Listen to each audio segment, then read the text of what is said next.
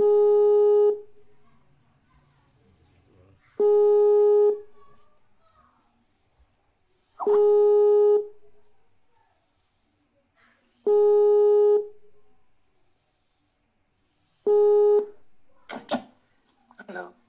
Bonjour. alors, Bonjour du côté des c'est comment États-Unis. Sœur Grâce? Qui appelle la sœur Grâce ici là maintenant? Tout le monde, vous voulez seulement la, On dit quoi? vous voulez seulement la sœur Grâce? Ah, frère Junior, dire. Fils et maman Béatrice. Mais je ne vois la sœur Elena, je ne te vois pas en caméra. La sœur Béatrice également, je ne te vois pas en caméra. C'est Béatrice de Texas. Moi, je suis en caméra. Oui, la sœur Je ne sais pas. Un moment là, s'il te plaît, je sors de la chambre. Oui, voilà, maintenant c'est bien avec la sœur. Nous sommes en direct maintenant pour le groupe États-Unis dans la sainteté. C'est vrai, États-Unis dans la sainteté, c'est ça, n'est-ce pas? Ça, mon frère. C'est ça, c'est ça. Que Dieu vous bénisse. Souvenez-vous de cette parole du Seigneur. S'il trouve 10 justes dans une ville, il ne détruira pas la ville à cause de ces 10 justes là. Amen. Quelle heure il est là-bas chez vous? Il est 10h18. 10h18. Donc ici... Bonjour tout le monde. Bonjour. Ici il est 15h18 à Douala au Cameroun. La même heure dans quoi? Forestville dans le Maryland. Même heure au Texas. Il est 10h, il est 9h18 à Dallas. À Dallas. Donc Dallas, vous avez des heures différentes par rapport à d'autres points, c'est ça? Il y a un décalage horaire au Seigneur. Que Dieu bénisse. La sœur Béatrice, il y a les sœurs qui sont surprises là d'entendre la voix. Ils aimeraient peut-être te rencontrer, elles te voir aussi. Donc. Mais elle veut seulement que c'est moi qui parle. Bon, elle va bientôt mettre sa caméra, ne vous inquiétez pas. Que Dieu vous bénisse. Amen. Si vous le voulez très bien, comme c'est la première réunion pour la sainteté, les États-Unis dans la sainteté, les autres groupes ont leur propre jour. Le Seigneur a mis un sujet sur le cœur pour vous, ceux des États-Unis, qu'on va partager maintenant. Vous êtes partants? Oui, mon frère, voilà, prions. Père, nous te sommes reconnaissants pour ce moment que tu nous accordes.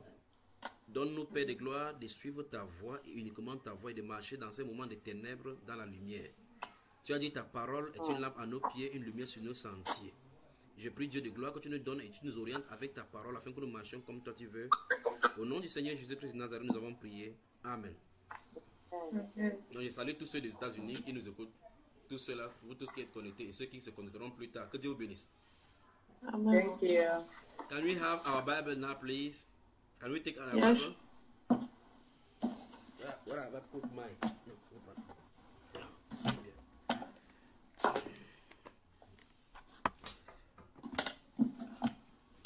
Bibles are ready. Yeah, the Bibles are ready. Is your Bible in English version or a French version? Or both? I have a French version. Okay, there's no problem. Donc la sœur Béatrice est au Texas. Donc je crois que les sœurs sont de voir seulement le photo de profil, ils voient seulement le nyanga. Bon, de toute façon. Donc, non, il disait que depuis on ne te voit pas. Mais ils auront le temps de te voir. Prenons le livre la Bible dans le livre de Luc au chapitre 13. Luc chapitre 13. Donc pour la première édition des États-Unis dans la sainteté, voici le sujet sur lequel le Seigneur m'a mis à cœur pour vous, c'est qu'annoncent les catastrophes autour de nous. C'est de ce sujet dont on va parler un instant pendant quelques-unes de vos minutes. Très souvent, autour de nous, des choses arrivent, on se pose des questions. Effectivement, il y a des questions qui nous sont posées. Comme par exemple, ici au Cameroun, vous avez certainement vu cela sur les réseaux sociaux, ces 2 derniers jours qui défraient la chronique ici. Un garçon de Suisse, Suisse-Camerounais ou Camerounaro-Suisse, qui a fait éventrer ses 3 enfants et s'est réfugié dans l'ambassade de Suisse. On se pose la question. Ah bon? Toi là, tu n'es pas dans les réseaux sociaux. Oui, j'ai vu ça sur le net. Voilà. Oh, c'est déplorable. Quelqu'un qui a tué tous ses 3 enfants et allait se peut-être il s'est donné, il croyait qu'à l'ambassade suisse, on ne peut pas le livrer à la justice. Bon, avant que les enquêtes ne suivent leur cours, ce n'est pas domaine de savoir ce qui se passe, mais ceci montre clairement qu'il y a des choses anormales qui se passent autour de nous. Et on se pose la question, effectivement, par rapport à toutes ces choses qui se passent autour de nous. Maintenant, si on se pose bien la question, et vous êtes dans le contexte, je crois que la sœur Elena a été déconnectée, si elle veut bien se reconnecter, et il vient. Nous sommes dans un contexte particulier pour vous, les États-Unis. Il y a cela quelques jours, quelques semaines, vous avez essuyé une série de catastrophes, et catastrophes qui ont pignon sur rue là-bas chez vous aux États-Unis. Et les cyclones par-ci, les inondations par-là, des effets dévastateurs des gens qui foncent sur les foules, des gens qui prennent les fusils et tirent sur les enfants à l'école, ainsi de suite. Les gens qui entrent dans des casinos, des boîtes en nuit, ils font exploser. Des questions doivent nous être posées en réalité. Donc le thème c'est qu'annoncent les catastrophes autour de nous. Nous allons voir cela. Amen. Amen. Lisons les 5 premiers versets du chapitre 13 de Luc. La sœur Vanessa, si tu peux lire, tu le lis s'il te plaît. La version en anglais. Attends, Il n'y a pas de... cherche. Non, il n'y a pas de problème. Lis. Il n'y a pas de problème. Assieds-toi, Vanessa, lis. Lis. 13 quoi? Luc 13, de quel verset on fait? Verset 1 à 5. Attends. Bienvenue, la sœur Hélène, encore. Tu es encore reconnectée. Luc chapitre 13, verset 1 à 5. Allons-y, lis. Est-ce que la Bible va nous s'ouvrir alors? Vous ne voyez pas. En ce même temps, quelques personnes qui se trouvaient là racontaient à Jésus ce qui était arrivé à des Galiléens. Donc Pilate avait mêlé le sang avec celui de leur sacrifice. Il leur répondit, croyez-vous que ces Galiléens plus de plus grands pécheurs que tous les autres Galiléens parce qu'ils ont souffert de la sorte? Non, je vous le dis, si vous ne vous repentez, vous périrez, vous également. Ou bien, ces 18 personnes, ce qui est tombé autour de Siloé et qu'elle a tué, croyez-vous qu'elle fut plus coupable que tous les autres habitants de Jérusalem? Non, je vous le dis, mais si vous ne vous repentez, vous périrez, vous également. Amen. Amen. Donc, le Seigneur Jésus-Christ nous donne il y a deux situations dans ce livre de Luc, chapitre 13, qu'on nous explique. Il y a l'une qui est causée par l'être humain, l'autre qui est causée de façon, on pourrait appeler naturelle, comme on le dit souvent. On dit, les disciples sont venus donner des renseignements, des juifs sont venus donner des renseignements au Seigneur Jésus pour dire que Pilate a mélangé le sang des sacrifices avec les sacrifiés. C'est-à-dire que les gens venaient au temple, il y a eu un événement et les gens venaient donner les sacrifices. Vous savez, on faisait égorger les moutons et les boucs là. Pendant qu'ils partaient égorger là-bas, quand ils l'égorgeaient, on les a égorgés également, on les a tués en mélangeant les sacrifices avec les sacrifiés. On vient de se plaindre à Jésus et il dit, en ce même temps, quelques personnes qui se trouvaient là racontaient à Jésus ce qui était arrivé des Galiléens, donc Pilate, parce qu'en Galilée et en Judée, il y avait beaucoup de rébellions. Donc Pilate avait mêlé le sang avec celui de leur sacrifice. Remarquez très attentivement que lorsqu'on se plaint au Seigneur Jésus, Jésus n'écrit pas sur les victimes. Jésus ne fait pas cas des victimes. Je ne sais pas si vous saisissez. En fait, il s'intéresse à ceux qui sont encore vivants, qui ont entendu cela ou bien qui n'ont pas subi cela. Il dit ici, il leur répondit, croyez-vous que ces Galiléens fussent de plus grands pécheurs que tous les autres Galiléens? Il veut dire, personne ne mérite de vivre plus que l'autre. Personne ne mérite de mourir plus que l'autre. Vous voyez cela? Donc, en fait, ça veut dire que quand vous soyez vivant, c'est grâce, c'est pas la grâce. Vous voyez? Là, maintenant, il pose la question, parce que ceux-ci sont morts. Il veut dire, en réalité, si on place par rapport au rapport du péché, ne pensez pas que parce qu'eux, ils sont morts, c'est à cause du fait qu'ils ont péché plus que les autres que ceci les a arrivés. Vous comprenez cela? Il dit encore, regardez encore ça, verset 2. Il leur répondit, croyez-vous que ces Galiléens fussent de plus grands pécheurs que tous les autres Galiléens parce qu'ils ont souffert de la sorte? Il dit, vous pensez que c'est à cause de leurs péchés parce qu'ils sont les plus pécheurs qu'ils ont souffert de la sorte? Il dit, non. Donc en fait, ça veut dire que ceux qui sont morts, ce n'est pas à cause du fait qu'ils ont plus péché que les autres qui sont vivants. Autrement dit, Si quelqu'un meurt, ce n'est pas parce qu'il mérite de mourir. Si quelqu'un est vivant, ce n'est pas parce qu'il mérite d'être vivant. Ce matin, j'ai tenté de parcourir la dévotion que vous avez eue sur ces sites-ci, sur ces groupes-ci. J'ai vu que vous avez posté Lamentation chapitre 3. J'ai dit, même chose que le Seigneur a mis dans mon cœur, il l'a mis là-bas. Vous voyez dans Lamentation chapitre 3, il dit que qui dirait qu'une chose arrive sans que l'Éternel ne l'ait ordonné. Vous voyez, il dit que n'est-ce pas de la volonté de l'Éternel qu'arrivent les biens et les maux. Puis il dit, pourquoi l'homme vivant se plaindrait-il? Que chacun, au lieu de se plaindre, vous voyez, se murmurer au là-bas, se plaint de ses propres péchés. That's right. Et c'est ce même principe qui va se retrouver ici. Jésus donc se tourne vers ceux qui sont vivants. Il dit, non, verset 3, je vous le dis, vous. Il s'adresse à ceux qui sont venus lui donner le rapport. Mais si vous ne vous repentez pas, vous périrez tous également. Il veut dire, pour quelqu'un qui est mort et couché déjà, son cas est réglé, il ne peut plus se repentir. Mais vous qui êtes vivants, vous avez encore l'opportunité de vous repentir. En clair, la révélation biblique montre que tout autour des événements qui se trouvent autour de nous, ce sont des messages du Seigneur pour nous pousser davantage à la repentance et à le chercher. Amen.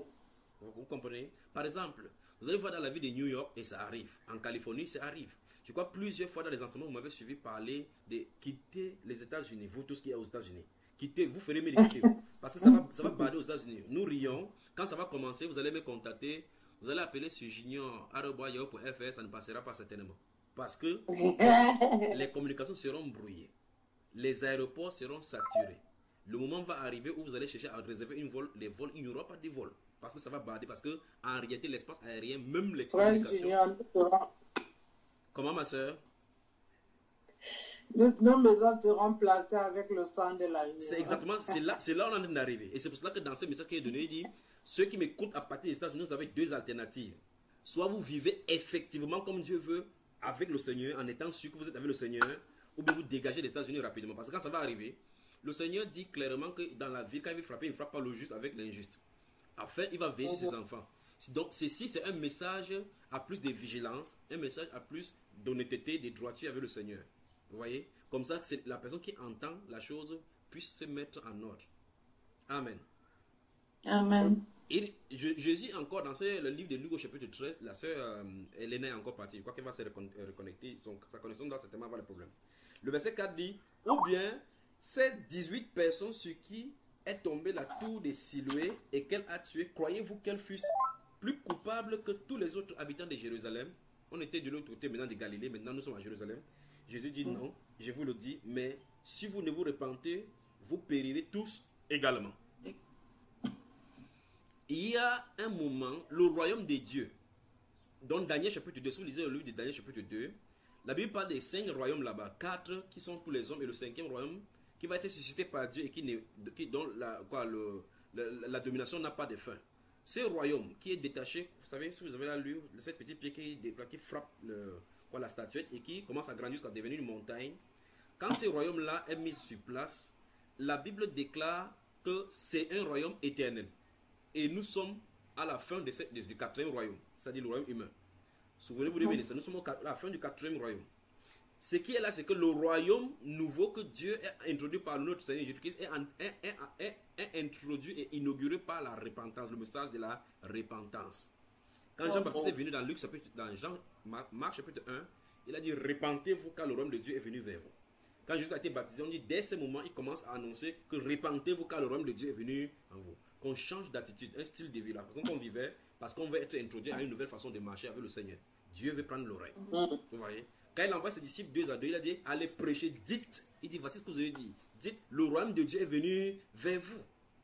C'est-à-dire que l'homme a le devoir de changer de mentalité. Dans Actes chapitre 17, l'apôtre Paul, quand il a parcouru Athènes, il a vu la ville pleine d'idoles. Quand on l'a réuni à Aréopage, il a commencé à parler, il dit, le Dieu qui a fait les cieux et la terre, le monde et tout ce qui s'y trouve, n'est point servi par des temples, par des mains d'hommes, il n'habite point dans des temples faits de mains d'hommes. Mais il a voulu que les gens le cherchent à tâtons. Il dit, Dieu, sans tenir compte des temps d'ignorance, appelle maintenant tous les hommes, en quelques lieux, qu'ils aient assez repenti. Dans le chapitre 20, il dit qu'il a passé au milieu des apôtres, chaque nuit d'illuminer les disciples en prêchant la repentance. Au chapitre 26, il dit qu'il a prêché la repentance et la pratique des bonnes œuvres dignes de la repentance. Donc la repentance, c'est le message d'introduction dans le royaume, du commencement dans le royaume. Et ainsi donc, le Seigneur, dans ses messages, utilise toujours les catastrophes, et pas seulement toujours les catastrophes, mais les catastrophes tout autour de nous, ce sont des événements pour donner des signes annonciateurs pour ceux qui doivent se repentir. Le Seigneur Jésus-Christ va marteler sur ça en clair dans Matthieu chapitre 25, lorsqu'on va lui poser la question, quel sera le signe de ton avènement de la fin du monde, ainsi de suite. Il va dire, prenez garde que personne ne vous séduise. Puis il va commencer à donner des séries de choses qui vont arriver. Des événements dans la nature, le signe dans le ciel et autres. Là, vous voyez effectivement comment des catastrophes vont arriver. Il y aura des familles sur la terre. Donc on va voir les familles. On va voir des guerres. On va voir telle chose, des catastrophes. Il dit, quand vous verrez ces choses-là, sachez que le Fils de l'homme est à la porte. Le Seigneur nous a donné donc les signes avec les catastrophes. Les signes avec des événements malencontreux. Pour les disciples du Seigneur, jusque ceux donc qui se sanctifient chaque fois et qui sont près du Seigneur, ils vont plutôt avoir le soupir de la rédemption. Que le Seigneur vienne rapidement nous chercher parce que c'est trop. On sent la pression qu'on n'est pas dans notre domicile ici en bas. On a le désir de revêtir notre domicile céleste. Mais ceux qui se contemplent, il y a des gens que tu dis, il faut que le Seigneur Jésus-Christ revienne. Quelqu'un te dit clairement, un chrétien, que non, il faut que Jésus-Christ attende d'abord, il finisse son business. N'est-ce pas? C'est pas un sorcier, c'est pas un sorcier ça. Quel genre de business va faire sur la terre ici qui est plus glorieux que ce qui est le temps qu'on va passer avec le Seigneur. Ouais, même si vous êtes marié, ton mari te traite des choses dans le cœur comme ça, au point où tu dis non, mieux le Seigneur vient pour arrêter tout ceci. Au travail. Allô? Oui. C'est bon? Il y a un bruit, c'est bon là? C'est bon? Allô? Oui. Yeah. Are you getting me, please? Yes. Ok, everything is able now, stable. Donc, même si vous êtes dans un travail, il y a des gens qui cherchent le travail. Tu cherches le travail. Oh Seigneur, donne-moi le travail, on te donne le travail. Désormais, tu quittes le travail maintenant, tu quittes la maison à 6 heures pour rentrer à 18 heures. Quand tu rentres, tu ouvres la Bible, tu tournes. L'Éternel m'a berger, il ne manquerait rien. Tu bailles. Après, tu dis que Dieu va comprendre. Tu fais comme ça 1, 2, 3, 4 fois. L'habitude de dormir sans prier t'éveille. La Bible, tu ne connais même plus de quel côté les psaumes et les Matthieu se trouvent. Mais tu commences à avoir le bien-être. Vous voyez, la séduction est entrée. Pourtant, les messages d'avertissement de la fin, c'est le message de veiller et prier. Veiller et prier. Et prier. Ça, c'est le message d'avertissement de la fin. Parce que le jour du Seigneur viendra comme un voleur. De façon prompte, subite, en surprenant les gens. Donc, il faut qu'on soit prêt, exactement comme les soldats qui sont prêts pour garder la nation, pour qu'il n'y ait pas de morts subites. Alors, quelle ne doit pas être la sainteté de notre conduite et l'assiduité à notre tâche par rapport aux choses de Dieu. C'est-à-dire, n'importe où vous êtes, que ce soit au travail, vous allez faire n'importe quoi, il faut que le cœur soit à l'état d'alerte, qu'à tout moment, la trompette peut sonner, on peut monter. Et le vrai problème, c'est que la trompette ne sonne pas de chez notre côté. C'est en haut que ça sonne, et c'est lui qui descend. Quand il descend, il appelle à lui ses yeux, on monte instantanément. Alors, les événements de Houston, les événements qui frappent aux États-Unis et qui frappent tout autour de nous, ce n'est pas le cas des États-Unis seuls. On a vu en Haïti comment ça a ravagé des endroits. J'ai vu également un écroulement qui va avoir lieu ici au Cameroun. C'est une montagne. Je ne sais pas ce qui se passe, ça va secouer, mais je vais parler de ça plus en détail. Quand ces choses arrivent autour de nous, qu'est-ce que Dieu a de vouloir dire? Dieu a de vouloir nous dire, repentez-vous. En fait, même ici, c'est même la grâce de Dieu parce que vous êtes à côté de quelqu'un. Il y a tremblement de terre, sa maison est détruite, ses enfants meurent, toi tu ne meurs pas. Qu'as-tu fait de plus pour vivre? Quelqu'un qui est à côté de toi, 2 minutes, vient de mourir. Ça devait pousser les gens à réfléchir. C'est pour ça que dans le livre d'Ecclésiaste chapitre 7, verset 1 et suivant, la Bible déclare que vaut mieux d'être dans la maison de deuil que dans la maison de festin. Parce que dans la maison de deuil, c'est là-bas qu'il y a l'appel de la sagesse. Celui qui est vivant prend garde à ces choses. Donc tu pars dans la maison de deuil pour méditer. Que, mais voici mon voisin avec qui j'étais. Voici tel être qui était sur la terre. C'était un grand type sur la terre, une grande femme sur la terre. Qu'où vient-il ici maintenant? Où est-ce qu'il va? Plus jamais on ne le verra plus sur la terre. Ses œuvres s'est terminées sur la terre. Son livre sera ouvert ces jours-là pour le juger par rapport à ses comptes rendus sur la terre. C'est terrible. C'est terrible que l'une des choses que nous ne savons pas, c'est le jour de notre naissance, nous ne savons pas quand nous allons sortir, nous ne savons pas quand nous allons partir. Donc Dieu ne nous demande pas quand, il ne nous dit pas quand nous venons, il ne nous dit pas quand nous partons. Dans ce moment d'intervalle-là, il nous demande d'être prêts. Dans les catastrophes, nous annoncent à nous arrimer au plan de Dieu. Nous allons lire 2 autres passages, bien 3 autres passages. Allons-y dans le livre de Apocalypse, Apocalypse chapitre 9. Apocalypse chapitre 9. On va prendre le chapitre 9 notez le chapitre 9 et le chapitre 16. Pendant que vous allez les chercher, je vais également citer Actes des Apôtres chapitre 13 pour prendre encore un autre cas. vous remarquez que la Bible déclare à partir du verset 3 des Actes des Apôtres, chapitre 13, que Paul et Silas, envoyés par le Saint-Esprit, sont descendus à Cilicie. Ils sont arrivés maintenant à un endroit, il y avait un monsieur qu'on appelle le proconsul, il y avait là-bas un monsieur qu'on appelait Bar Jésus. Le proconsul a appelé Paul et Barnabas, il a exprimé le désir d'apprendre, d'écouter la parole. Mais la Bible déclare que le magicien là faisait obstacle au proconsul. La Bible déclare Saul, appelle encore Paul, rempli du Saint-Esprit, fixait les regards sur lui et dit, fils du diable, homme plein de toute injustice, de toute espèce d'iniquité. Il dit, jusqu'à quand ne cesseras-tu pas de pervertir les voies du droit du Seigneur? Voici, la main ne sera serrée sur toi, tu chercheras les mains pour t'accompagner. À cet instant, les ténèbres sont tombées sur lui, tombées aveugles. La Bible déclare, lorsque le proconsul vit ce qui était arrivé, crut. Vous voyez comment Dieu a utilisé un événement malheureux autour de nous pour conduire quelqu'un à la repentance. Vous avez vu cela? Quand il a vu comment l'apôtre Paul a parlé, voici les ténèbres tomberont sur toi. À l'instant, c'est tombé sur lui. Le proconsul, quand il a vu ça, il a cru. Mais chez nous, ici, on ne comprend pas ces choses. Malheureusement, vous voyez, les gens passent le temps à faire des sacrifices en bordure de l'eau. Dieu avertit que les sacrifices qu'on fait en bordure de l'eau, ce sont les sacrifices aux démons. Arrêtez cela. Arrêtez ces sacrifices. On dit, non, c'est notre tradition. Quand Dieu dit, ok, je vais les traiter, il dit à l'an, frappe l'eau, il frappe le boum, le bout. Ça les racle là-bas avec les tsunamis. Le lendemain, tu entends la radio. Qu'est-ce qu'ils disent à la radio? Ils disent que ce sont les dieux des eaux qui se sont fâchés parce qu'on ne fait pas de sacrifice. Ils vont encore faire la même chose qu'on a de les reprocher. Quand les gens meurent dans les accidents, comme ça s'est passé ici avec le train et autres, plusieurs fois dans ce pays, on a averti que repentons-nous, faisons telle chose, parce qu'il y a le sang qui va couler, le sang va couler et autres. Dieu frappe par ici, frappe par là, on voit 600 personnes, 1600 personnes meurent d'un seul coup. Ça devait pousser les gens à comprendre que quelque chose ne va pas. On doit poser des questions. Mais quand les gens sortent de l'intérieur, vous entendez quelqu'un dire, si Dieu existait, pourquoi ces personnes sont mortes? Ils ne savent pas qu'effectivement que ces personnes sont mortes pour que les gens comprennent qu'il faut revenir à Dieu. Et la Bible déclare en Saint Matthieu chapitre 3, verset 38, que pourquoi l'homme vivant se plaindrait-il, que chacun se plaigne de ses propres péchés. C'est-à-dire qu'au lieu de se plaindre que pourquoi telle chose arrive, vérifie que tu es en règle pour être prêt pour rencontrer le Seigneur. Amen. Amen. Chapitre 9 d'Apocalypse. Chapitre 9, et notez le chapitre 9 et chapitre 16. Que le Seigneur vous bénisse vraiment. Amen. Who can read there?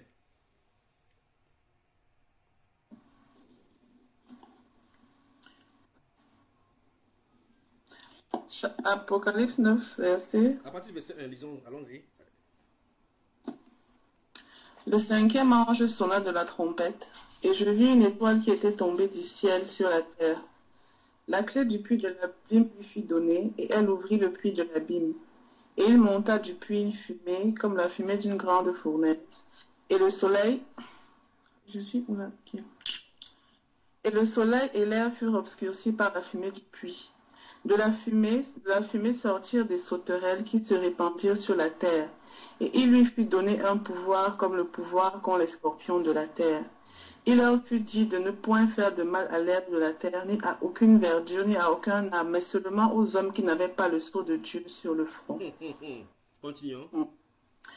Il leur fut donné non de les tuer, mais de les tourmenter pendant 5 mois. Et le tourment qu'elle causait était comme le tourment que cause le scorpion quand il pique un homme.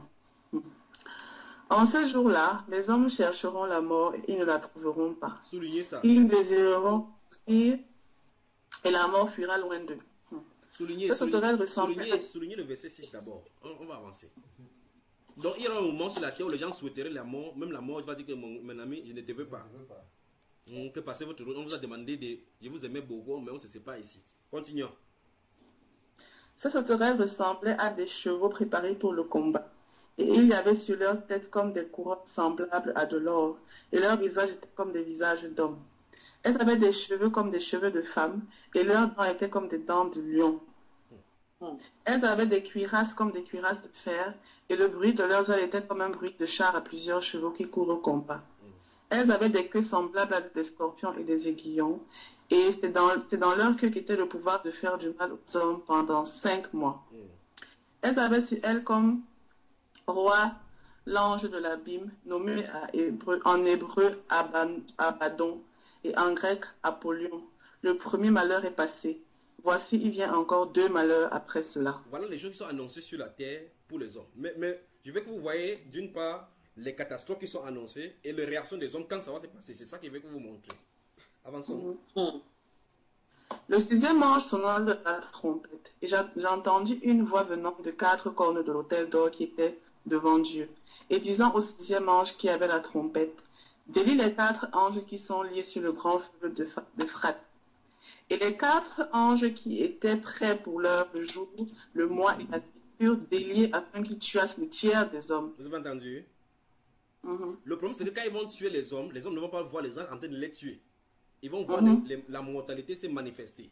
Mais ils ne vont pas savoir qu'en toile de fond se trouvent les anges. Comme par exemple, ce qui est arrivé à Houston. C'est un ange qui a frappé son épée au milieu de l'eau. Il a choqué au milieu de l'eau. L'eau a tourné en dessous et puis ça a jailli là-bas vers chez vous. Ça arrive. Il y a des anges qui sont alignés chez vous qui vont frapper les marteaux sur votre pays. Ça va saccager votre pays. Quand je vois les gratte-ciels qui sont là-bas qui challengent Dieu, j'ai pitié. J'ai pitié de ce qui va arriver. Quelqu'un qui dit non, il vit très bien, il n'est pas au 120e étage, qui continue là-bas. Il va voir qu'il va descendre jusqu'à ce on va passer des mois et des mois pour fouiller des gens. Continuons, lisons ici les États-Unis. Les États-Unis. Les États-Unis. Le nombre des cavaliers de l'armée était de 2 myriades de myriades. J'en entendis le nombre, et ainsi je vis les chevaux de la vision. Et ceux qui les montaient, ayant des cuirasses couleur de feu, d'hyacinthe et de soufre. Les têtes des chevaux étaient comme des têtes de lion, et de leur bouche il sortait du feu, de la fumée et du soufre. Le tiers des hommes fut tué par ces 3 fléaux, par le feu, par la fumée et par le soufre qui sortait de leur bouche. Car le pouvoir des chevaux était dans leur bouche et dans leur queue. Leur queue était semblable à des serpents ayant des têtes, et c'est avec elles qu'ils faisaient du mal. Les autres hommes qui ne furent pas tués par ces feux ne se répentirent pas des œuvres de leurs mains. Vous voyez ça? De manière à ne point adorer les démons et les idoles d'or, d'argent, d'airain, de pierre et de bois, qui ne peuvent ni voir, ni entendre, ni marcher. Et ils ne se répentirent pas de leur meurtre, ni de leur enchantement, ni de leur impudicité, ni de leur vol. C'est ça que c'est terrible. Alors le thème pour les États-Unis dans la sainteté, le premier thème, Dieu pose la question. Que faire? Qu'est-ce que les catastrophes autour de nous annoncent? Ça annonce la repentance. Et nous voyons là que le Saint-Esprit dit que malheureusement, malgré qu'on ait puni les gens comme ça, malgré qu'ils aient vu des mortalités comme ça, des choses bizarres comme ça, ils ne se repentirent pas de leurs œuvres. Ils continuent dans l'idolâtrie, dans le mensonge. Vous voyez cela? Donc notez les versets 20 et 21. Alors au chapitre 16, vous voyez, non seulement ils ne vont pas se repentir, dans le chapitre 16, on va voir maintenant l'attitude qu'ils vont adopter. Chapitre 16. Apocalypse. Que Dieu bénisse les États-Unis d'Amérique. En fait, on dit in God we trust, non? Quel Dieu? Trustez toujours en God sur l'argent. Mais ne trustez pas en God dans les actions. Souvenez-vous, Jésus dit dans Matthieu chapitre 6, le verset 40 et suivant, il dit, pourquoi m'appelez-vous Seigneur, Seigneur, et ne faites-vous pas ce que je dis? Chapitre 16, allons-y. Et j'entends. Qui va lire? Et j'ai entendu une voix forte qui venait du temple et qui disait aux 7 anges, allez et versez sur la terre les 7 coupes de la colère de Dieu. Le premier alla et il versa sa coupe sur la terre. Et un ulcère malin et douloureux frappa les hommes qui avaient la marque de la bête et qui adoraient son image. Le second versa sa coupe dans la mer et elle devient du sang comme celui d'un mort. Et tout être vivant mourut, tout ce qui était dans la mer. Le troisième versa sa coupe dans les fleuves et dans les sources d'eau, et il devient du sang. Et j'ai entendu l'ange des eaux disait, tu es juste, toi qui es et qui étais. Tu es saint parce que tu es exercé de jugement, car ils ont versé le sang des saints et des prophètes. Et tu leur as donné du sang à boire, et ils en sont dignes. Et j'ai entendu l'autel qui disait, oui Seigneur, Dieu Tout-Puissant, les jugements sont véritables et justes.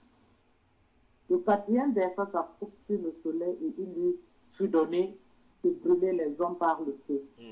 Et les hommes furent brûlés par une grande chaleur, et ils blasphémèrent le nom de Dieu. Soulignez ça.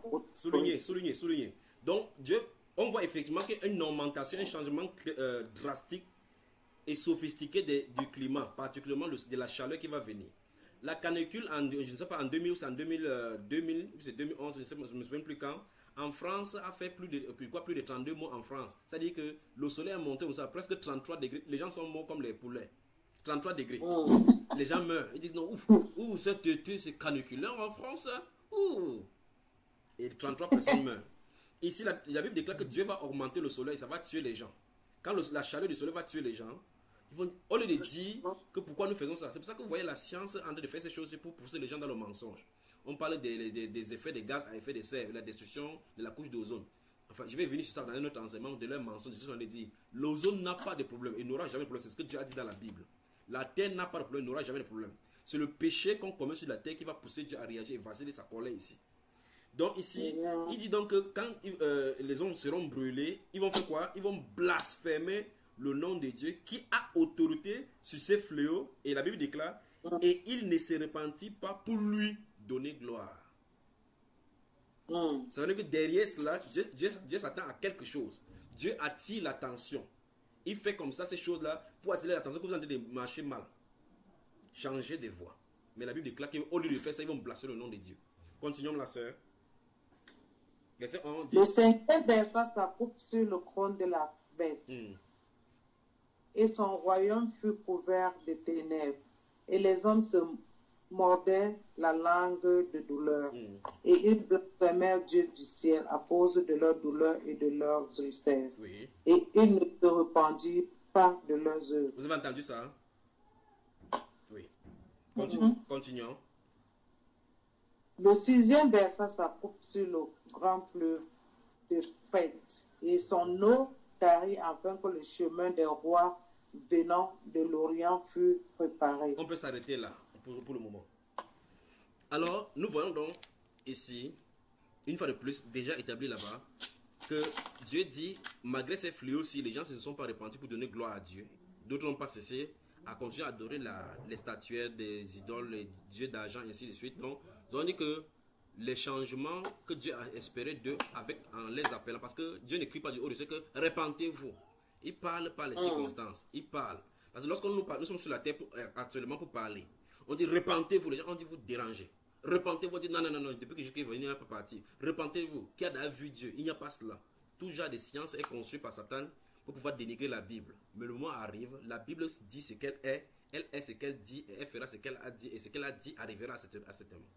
Et quand ça va arriver, qu'on sera quitté sur la terre, que ces voix-ci, et tous les autres voix qui parlent sur la terre de la part du Seigneur jusqu'à ce que cette terre, la Bible déclare qu'à ce moment-là, la famine qui sera jetée sur la terre, les gens auront la soif d'écouter la parole de Dieu.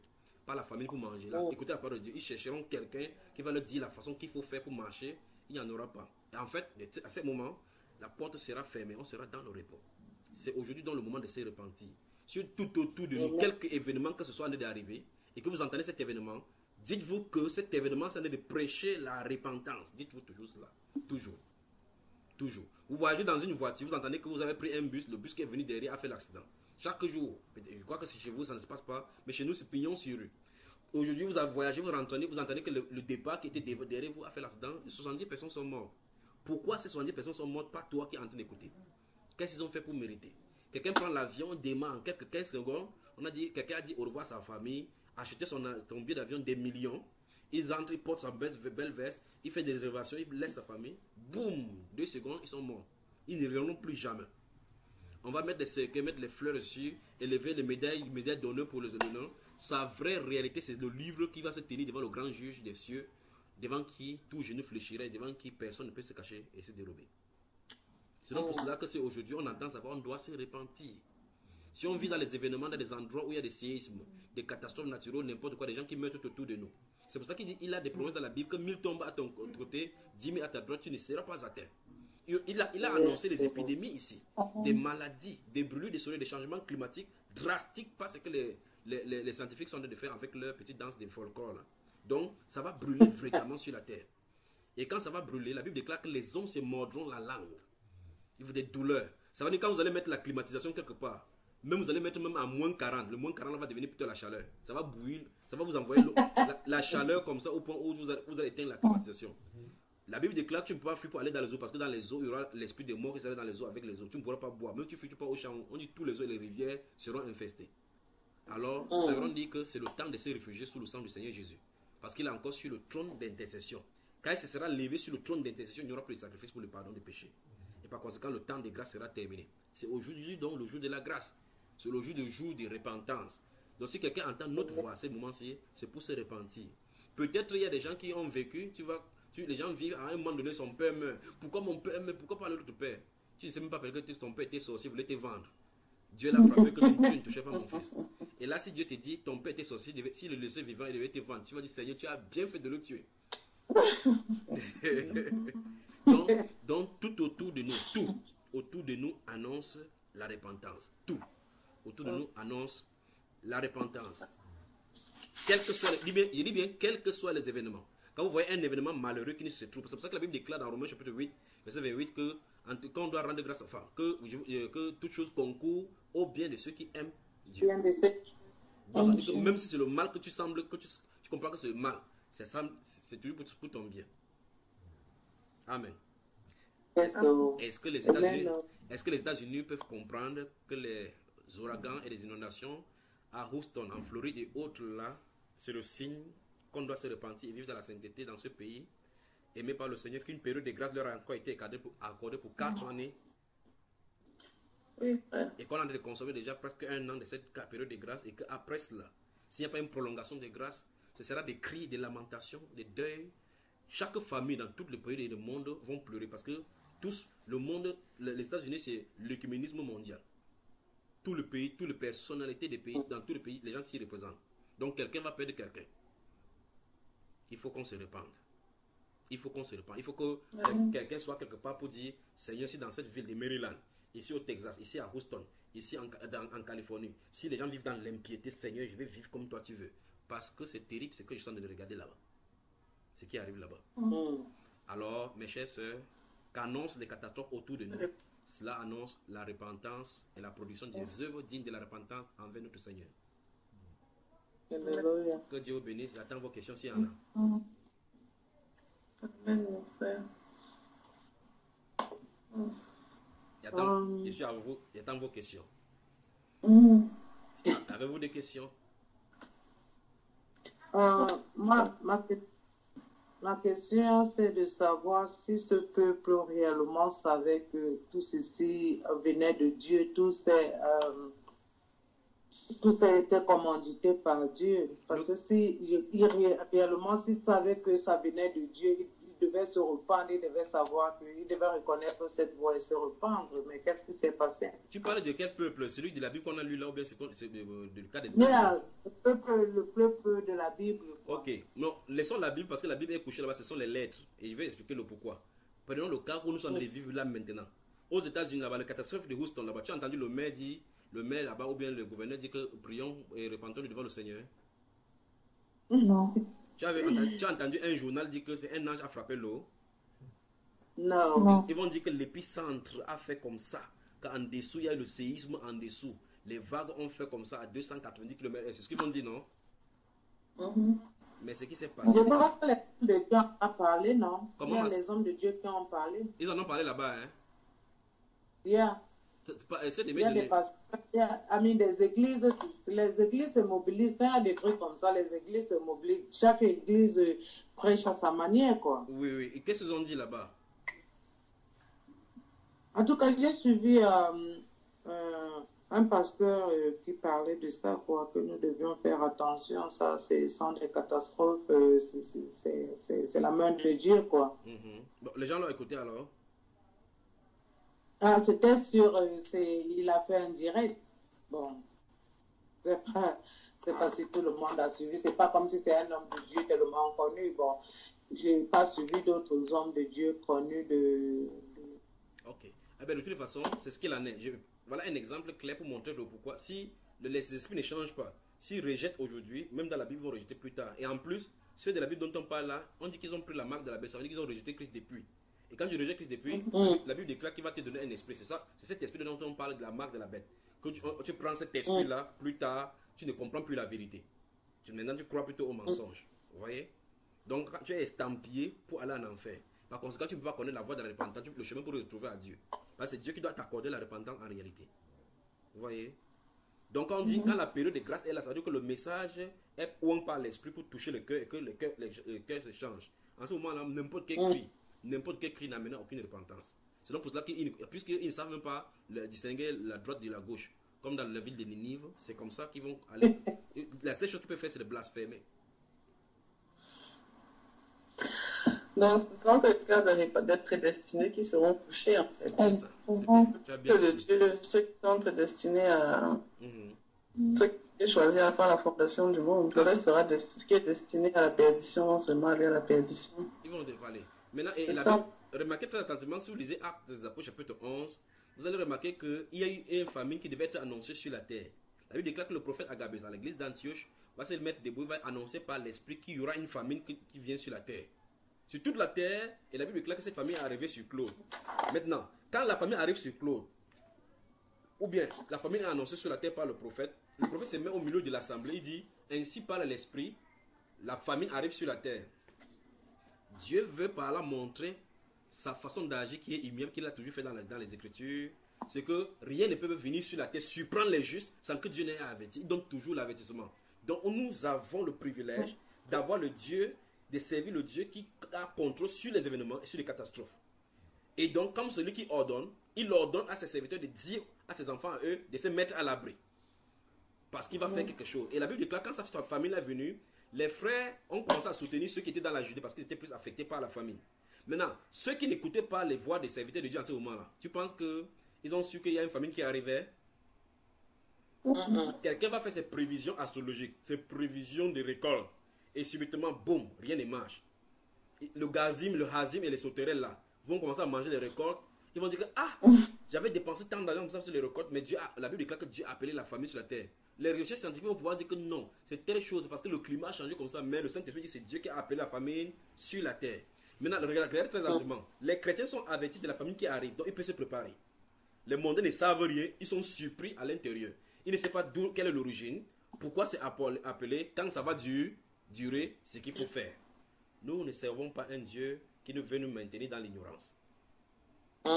Il avertit toujours. Ainsi, les catastrophes que nous vivons aujourd'hui sont des signes annonciateurs, d'abord, premièrement, que nous devons nous repentir, et deuxièmement, une sonnette d'alarme pour nous montrer que si nous vivions dans l'impiété, changeons de voie parce que ce sont les indications pour montrer que le Messie est à la porte, qu'on doit se préparer à tout moment parce qu'il peut faire son entrée. Amen. Que Dieu vous bénisse.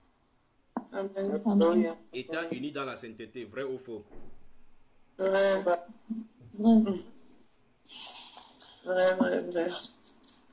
Ça m'a fait seulement penser au songe que je t'avais raconté, la frère, je te souviens, non? Raconte encore. Raconte. Vas-y. Le premier, je sais un peu dans quel ordre j'avais fait ça. En tout cas, je voyageais à Miami, j'allais à Miami avec mon mari et sa famille, donc ma belle famille et leurs épouses.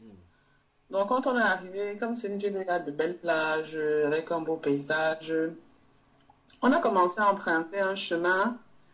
Et je dis à mon mari que le chemin, si ce n'est pas, je ne sens pas le chemin là, il faut qu'on change. Donc on a changé le chemin.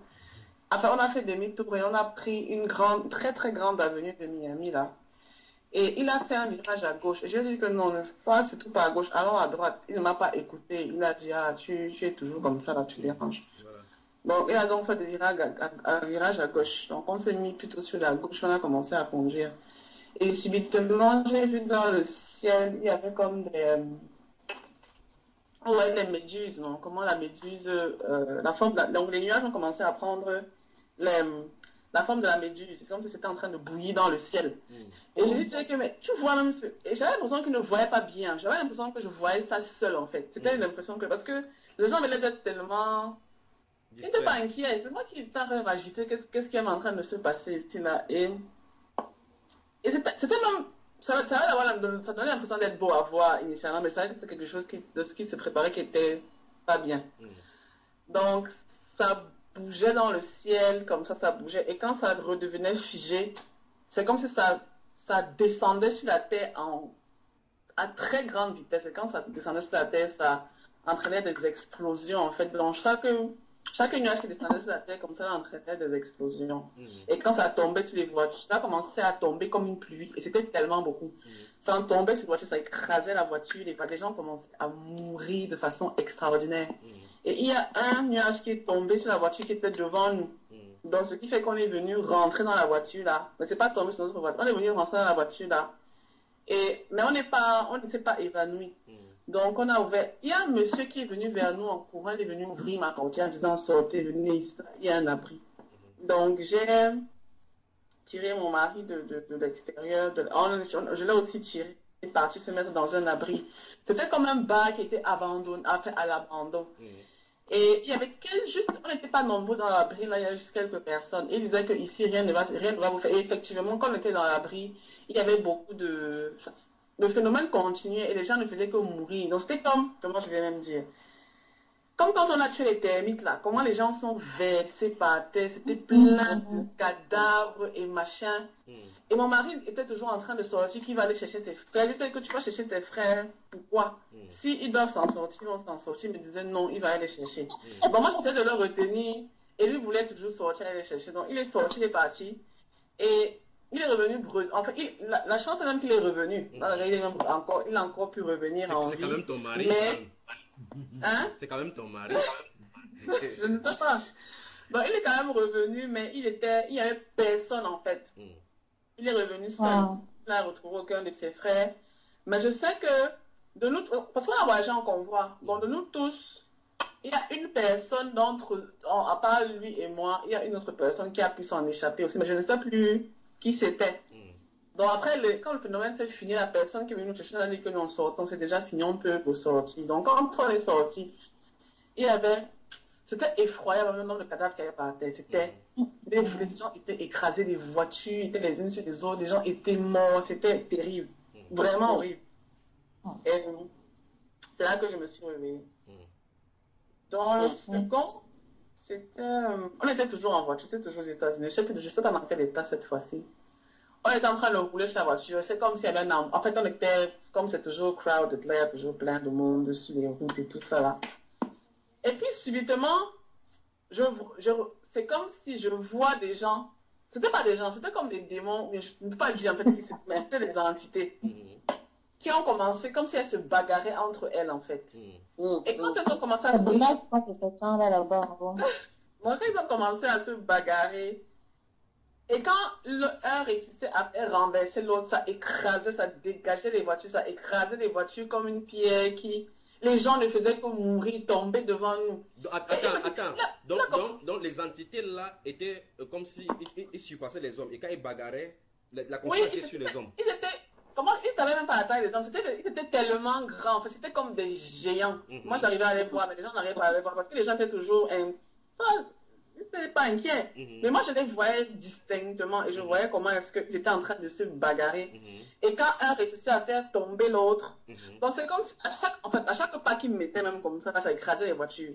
Et quand l'un tombait comme ça, là, ça dégageait les voitures. C'était comme un vent, mais ça donnait l'impression en fait que c'était, pour ceux qui ne voyaient pas, en fait, ça donnait l'impression que c'était comme un tourbillon, comme un ouragan qui était en train de passer et qui dégageait les voitures. Pourtant, moi, je voyais bien. Et je lui disais que, il me dit que, mais qu'est-ce qui se passe? Je lui dis que, mais tu ne vois pas les deux trucs qui sont en train. Il me dit que, voir quoi encore? Il y a quoi ici dehors? Il dit qu'il ne voit rien. Donc, comme moi, je voyais bien, j'ai commencé à le guider. Non, va à gauche, va à droite, fais comme ça, fais comme ça, fais comme ça. C'est comme ça qu'on a pu se frayer un chemin jusqu'à quitter l'endroit là. Donc, c'est comme ça que je me suis encore échappé là-bas. C'est comme ça qu'on a pu échapper et on sait. Ton mari a toujours la vie sauf à cause de toi, parce que tu vois les gens. En fait, moi je vais dire quoi, c'est que je connais. Bon, le troisième, c'était quoi? Donc chaque fois, ce sont des catastrophes que tu vois qui sont annoncées. Oui. Donc en fait, c'était ça, mais je les voyais, je vois clairement, mais j'ai l'impression que les gens qui sont là ne voient pas en fait ce qui est en train de tuer les gens comme les petites mouches, les mouches. Parce que c'est vraiment, tu vois comment quand il y a les mouches en pulvérise, insecticides, ils tombent. C'est vrai que c'est qu'il y a des cadavres versés après. Bon, le troisième dont je me souviens, parce que j'ai fait beaucoup de, il y en a dont je ne me souviens pas vraiment, honte à moi, j'aurais dû écrire. le troisième, c'était... là, il y avait une catastrophe qui était annoncée. Donc, tout le monde savait que c'était grave. C'est comme une guerre, en fait. Donc, tout le monde disait que... En fait, on avait annoncé une guerre. Et les gens avaient peur. Donc, les gens commençaient à dire qu'allons chercher nos papiers, acte de naissance. Donc là, mon mari et moi se retrouvent au Cameroun. Une chose curieuse, on se retrouve au Cameroun. Donc, vous avez fui les États-Unis pour rentrer par ici, que c'est faux. Je ne sais pas si on a fui. Sûrement que tu as le rêve, on s'est retrouvé au Cameroun, mon frère. Je ne sais pas comment ça a commencé. On se retrouve au Cameroun. Et il m'a dit qu'il m'a accompagné à aller chercher mon acte de naissance, en fait, tous mes papiers importants. Donc, quand j'arrive dans là-bas, subitement, quand je demande à la dame, elle commence à chercher mes papiers. Donc, après, subitement, je disparais de l'endroit. Je me retrouve dans un autre endroit comme une esplanade, en fait, même pas, comme un stade. Mais un stade tellement grand qu'il pouvait comme ça pouvait continuer le monde entier, le stade, tellement c'était grand. Et je me dis, mais qu'est-ce que je...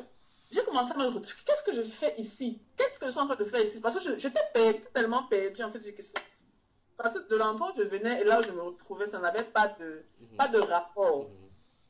Et là, j'ai dit que non, je me calme d'abord, il faut d'abord que j'essaie de comprendre ce que c'est. Et subitement, je vois au centre comme ça, là, c'était comme une bête, mais je ne peux pas vraiment décrire la bête là. Mais je sais qu'elle avait un dard de scorpion. Tu vois, non, frère? Vous voyez, non?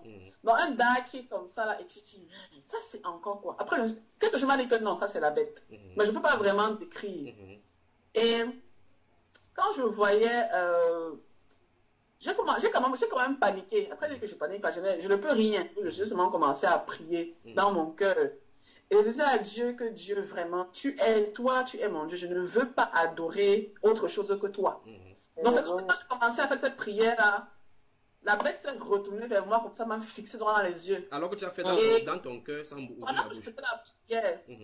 Tu l'as fait dans ton cœur sans ouvrir la bouche. Non, dans mon cœur, je ne parlais pas. Dans mon cœur, je ne parlais pas. Et c'est comme si en fait, cette créature bizarre que je me saurais décrire, mais je me souviens juste de son dard de scorpion là. Et elle s'est retournée vers moi, elle a commencé à avancer. Pendant qu'elle avançait, les gens se prosternaient devant elle. Et moi, je disais dans mon cœur que Dieu, je ne vais pas me prosterner devant autre chose que toi. Tu es mon Dieu et je ne me prosternerai devant rien d'autre que toi. Donc, là, en fait, je savais que la bête entendait clairement ce que je disais. Et elle s'approchait de moi comme ça. Elle me disait que tu vas te prosterner. Et j'ai commencé à ouvrir ma bouche. Je lui ai dit que mieux tu me tues. Je ne peux pas me prosterner devant autre chose que mon Dieu. Mieux tu me tues. Et elle dit, ah bon, hein. Non, la bête a commencé à dire, ah bon, tu peux te prosterner. Donc, elle venait en me menaçant. En me menaçant petit à petit, dans mon cœur, c'était que j'avais un courage que là, je meurs. Je suis prête à mourir que de me prosterner devant toi. Et pendant que je faisais ça, je regardais autour de moi. Parce que c'était très sombre. Vous voyez, non, c'était vraiment sombre. Mais j'ai réussi à voir des petites lumières, comme des petits spots dans l'obscurité. Il y a des petits, comme des lucioles dans le noir. Voilà, exactement comme ça. Mais parsemés dans la foule. Et tout ça. Donc, je me suis dit et quelque chose dit que voilà tes frères là-bas, voilà. Et après, subitement, la bête, je ne sais comment, on sait tous les gens qui étaient allumés là, qui étaient illuminés, sont retrouvés au centre. Et ils nous menaçaient, vous allez vous prosterner. Et nous tous en l'unisson, on disait qu'on ne se prosterne pas, tu n'es pas notre Dieu. Et après, quand on s'est baissé comme ça là pour dire que bon, finis seulement avec nous, mais nous, tu n'es pas notre Dieu. Et quand il se levait son tas là pour nous piquer, pour nous tuer tous, j'ai encore disparu de l'endroit là. Je me suis retrouvée comme dans un champ. Vraiment comme à l'ère primaire où il n'y avait pas de... C'est une maison qu'on avait construite en paille et tout ça. Parce qu'on était là-bas comme ça. Et on se disait qu'il faut qu'on reste ici. Ici, là, ils ne vont rien nous faire. Il faut qu'on reste ici.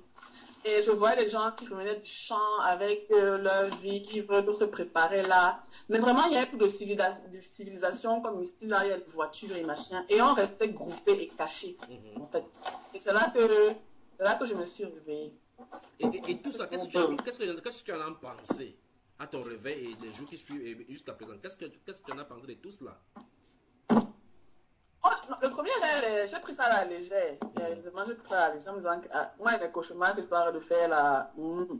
Mais quand ça a commencé à devenir récurrent, je me suis dit que Cette histoire, quand j'ai commencé à voir les fragants, tout ça, là, j'ai dit que mais, le Seigneur est en train d'annoncer quelque chose. Vraiment, il est temps qu'on le cherche véritablement parce que c'est comme s'il va frapper. Parce que les lettres que je faisais étaient toujours aux États-Unis. Donc, c'était un peu ça. C'est dans ce sens-là que je pensais que nous temps de prendre ça au sérieux et de commencer à chercher vraiment la foi du Seigneur est restée dans la sainteté et se repentir. Donc, c'était un peu ça. C'est ça que j'en pensais. Je me disais que vraiment, cette histoire-là, ce n'est pas le folklore, c'est la réalité. Parce que, pour moi, un truc, c'était que, un rêve en passant comme ça, je me dis que non, c'était un cauchemar, ça peut arriver. Mais c'est un moment, c'était devenu récurrent. Bon, le réveil quand je me couchais, j'avais toujours rêvé d'une catastrophe. Et bon, souvent, je ne me souvenais pas. Mais, ça, c'est les 3 dont je me suis vraiment souvenue. Parce qu'il y sais qu'il y avait d'autres où c'était le feu plutôt qui passait, ça brûlait les gens. D'autres, mais je ne me souviens pas dans le détail de chacun. Mais là, c'était ça. Moi, ça, quand on dit que, mais cette histoire-là, Dieu est en train de montrer ça à ses enfants, je veux dire, à son peuple, en fait. Donc voilà ce qui se prépare sur vous. Préparez-vous. Préparez-vous. C'est un peu ça que j'avais compris, quoi. Comment... Que le Seigneur te bénisse, ma soeur. Amen, mon frère. Amen. Donc, malgré qu'on soit dans un vaste monde contrôlé par Lucifer, on voit quand même qu'il y a des spots de lumière partout, n'est-ce pas? Oui, il y avait des choses vraiment et ceux-là, ce pas sont beaucoup. ceux... Oui, c'est Je peux te dire que c'était pas beaucoup. C'était vraiment des petits spots. Moi, j'ai eu un rêve comme ça sur les lumières. Raconte-nous, ma Ça soeur. fait longtemps. Non, c'était en 2013. Oui. Oui, je dormais, je me suis retrouvée quelque part. C'était comme si on m'avait suspendu dans l'air. Il faisait très noir et je voyais les spots de lumière que je n'ai pas compris ce que c'était parce que je n'avais personne pour m'expliquer. J'étais suspendue dans l'air, je voyais les lumières comme à perte de vue, à distance. Il faisait vraiment noir. Donc, j'avais vu une maman, elle était pasteur. Je lui ai demandé, mais qu'est-ce que ça veut dire? Comment je rêve que je suis suspendue dans l'air et je vois les éclairs de lumière, vraiment comme les lucioles, comme tu disais, à distance, à perte de vue. Qu'est-ce que ça veut dire? Elle m'a dit que ça veut dire que ce sont les enfants de Dieu qui sont encore sur terre et que tout ce que je vois noir, ce sont les ténèbres, ceux qui ne croient pas en Dieu. C'est ce que Dieu veut me montrer. En clair, la proportion des véritables croyants qui ont l'esprit de Dieu et la marque de Dieu sur eux sur la terre sont tellement inversement proportionnels à la quantité des ténèbres. Oui, parce que ce que j'ai vu là, c'était peu. Comme je peux te dire, un stade, tu vois, dans un stade là, tu peux compter les 1, 2, 3. Oui, on pouvait compter, c'était très peu. Très peu. Vraiment. Et le reste, c'était tout sombre, mais je savais que c'était des gens. Là, ça devient poussé bien à une crainte. Chaque dimanche, alors que nous tenons ici, il y a des gens qui se organisent des réunions de prière, invoquent le nom du Seigneur dans tout le monde entier, jusqu'à ce que, vous m'entendez là, jusqu'à ce que dans les pays, on dit que la France est un pays chrétien, que les États-Unis sont chrétiens, que l'Érythrée, vous appelez quoi, ceci est chrétien. Alors, ça nous pose la problématique justement de ce qu'on appelle chrétien aujourd'hui. Vous voyez, donc ça veut dire que ce n'est pas ceux qui confèrent le nom du Seigneur Jésus. Encore moins ceux qui partent à l'église, comme on dit, encore moins ceux qui arrêtent la Bible, qui font état de chrétiens, mais la Bible déclare que le Seigneur connaît ceux qui lui appartiennent. Il connaît ses brevets. Alors nous qui entendons sa voix dans notre cœur, et que nous savons qu'il est réel, qu'il est vrai, et qu'il nous a fait sa promesse, c'est que je m'en vais vous préparer une place, et quand je m'en serai allé, et que je vous aurai préparé une place, je reviendrai et je vous prendrai avec ma fin, que là où je suis, vous y soyez aussi. Brebis du Seigneur, soyons préparés. Que le Seigneur vous bénisse. Amen. Vivons dans la sainteté aux États-Unis, d'accord? Okay. Oui, frère. Oui. Alors, la fête satanique qui est passée là avant-hier, là. C'était avant-hier. Vraiment. Ah, le 1er novembre. Le 31. Le 31 octobre au 1er novembre, c'est ça? Halloween. Comment c'était? En Angleterre, ils ont même fait le défilé. Défilé de Halloween. Oui.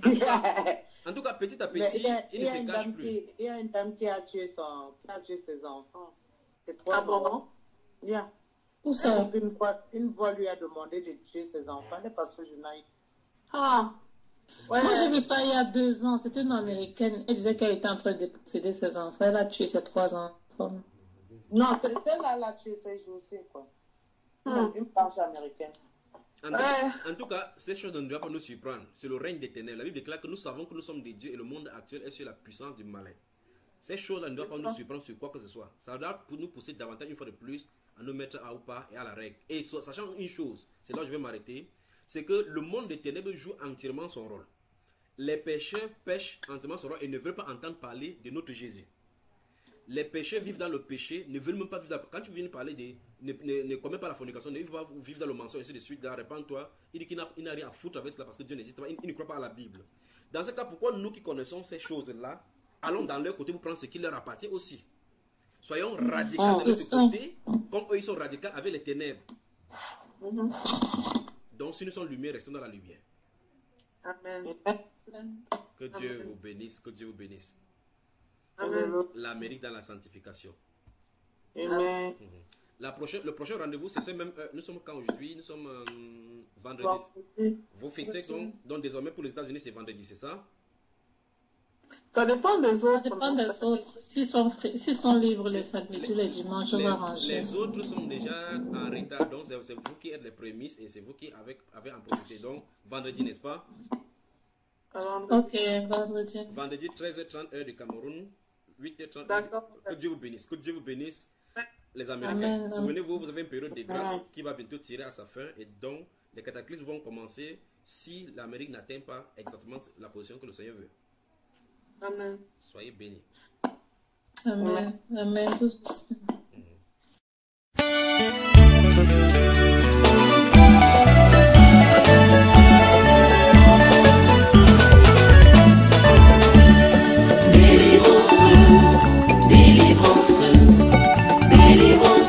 Jésus-Christ m'a sauvé. Délivrance, délivrance, délivrance. Jésus-Christ m'a sauvé. Je l'adore, je l'acclame, je le magnifierai toute ma vie. Je l'adore, je l'acclame, je le célébrerai pour toujours. Lorsque nous étions encore des pécheurs, mais Dieu prouve son amour envers nous. Lorsque nous étions encore des pécheurs, Jésus-Christ est mort pour nous. Lorsque les temps furent accomplis, Dieu avait envoyé son fils Emmanuel. Au mont Golgotha, il a tout payé par son sang précieux. Il effaçait l'acte dont les ordonnances nous condamnaient et qui subsistait contre nous. Et il a éliminé en le clouant à la croix. Il a payé, tout est accompli. Délivrance, Délivrance, délivrance, délivrance. Jésus-Christ m'a sauvé. Il m'a sauvé, il m'a délivré. Délivrance, Jésus-Christ m'a sauvé. Jésus-Christ mon libérateur. Oui. Je l'acclame, je le magnifierai toute ma vie. Je l'adore, je l'acclame, je le célébrerai pour toujours. Le premier Adam a péché.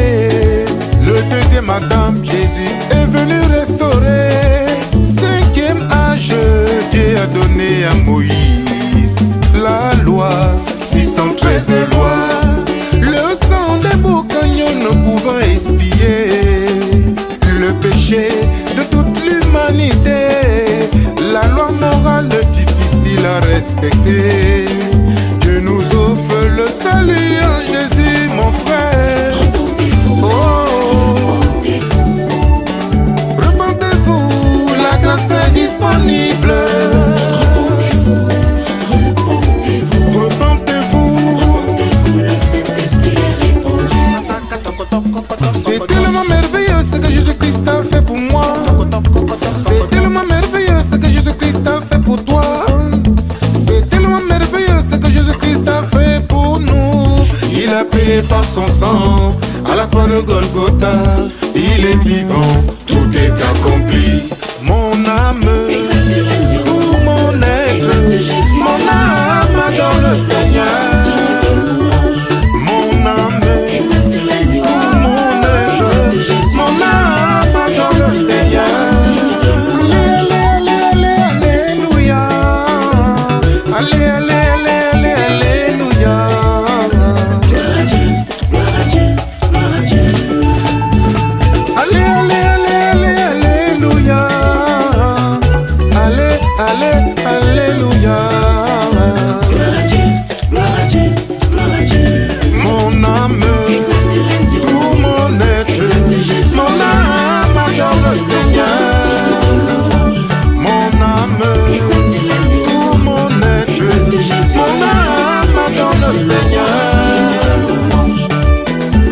Shalom, Israël, le peuple de Dieu, la ville du grand roi Jérusalem.